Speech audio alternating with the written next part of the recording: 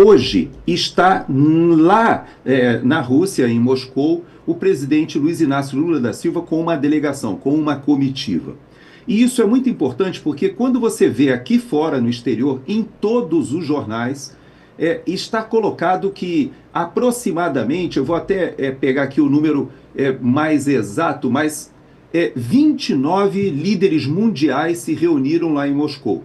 Mas é interessante que na imprensa internacional é dito que são, em sua maioria, ditadores ou de governos autoritários e de alguns países com democracias frágeis. E aí cita o Brasil entre os poucos países democráticos que está presente lá na Rússia hoje nessa celebração. A União Europeia, obviamente, por uma questão até da guerra da Ucrânia, inclusive fechou seu espaço aéreo para algumas aeronaves de alguns representantes que foram a Moscou. Mas veja só que na lista, Pitoli, nós temos, obviamente, né, o Putin, que é um ditador reconhecido, nós sabemos que ele já está no poder há mais de 20 anos, mas temos o próprio Xi Jinping da China, que também talvez seja o principal líder do Partido Comunista desde a Revolução Comunista. Dizem que ele reúne poderes hoje que só foram dados a Mao Tse-tung, lá atrás.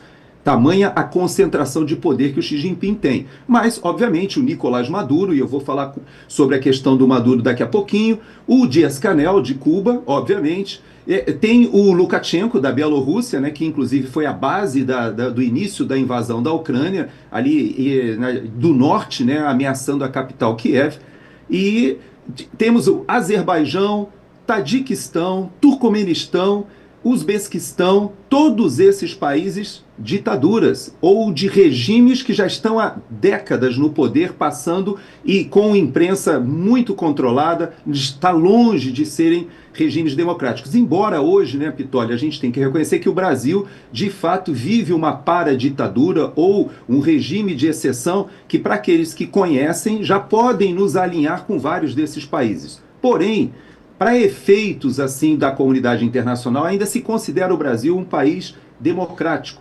E por isso há vamos dizer assim, esse interesse da comunidade internacional de entender por que o Brasil foi a essa celebração. Poderia o Lula ter feito, por exemplo, se ele tivesse tido um assessoramento de uma diplomacia mais profissional? Ele poderia ter ido no dia 8, lá com a Jamile Davis, por exemplo, lá em Londres, ou alguns das celebrações que aconteceu, a própria França. Ele gosta tanto, né, do Macron, há celebrações anuais ali, tanto da França, que foi liberta, né, pelas tropas americanas, tropas inglesas, mas os italianos, ele poderia ter ido na Itália. Você esteve na Itália e sabe do reconhecimento da população italiana com os brasileiros que libertaram a Itália de tropas alemãs que estavam ali.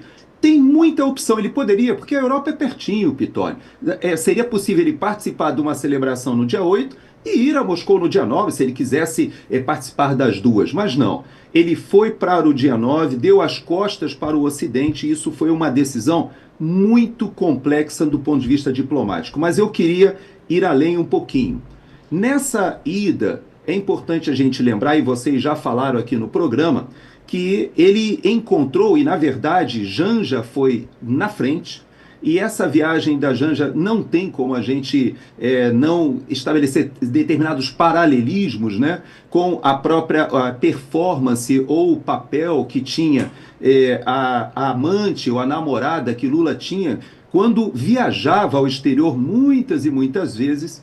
E isso tem uma repercussão muito ruim para as Forças Armadas, eu te confesso, porque quando você tem um presidente da República, que tem a primeira-dama, que era a Marisa Letícia, que fica em casa e ele viaja com a namorada e pede para os militares não colocarem o nome no manifesto de embarque, você está forçando militares a faltar com a verdade, a ferirem até os seus códigos de ética, porque é uma ordem de que você não pode divulgar quem está naquela aeronave. E é mais ou menos isso, Pitoli, que começa a acontecer de novo.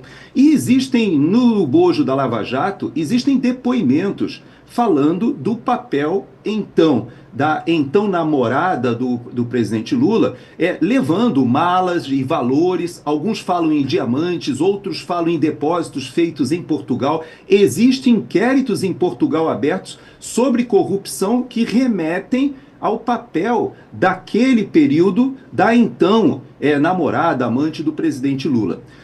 Que bom que você chegou até aqui. Para assistir esse vídeo completo é muito simples.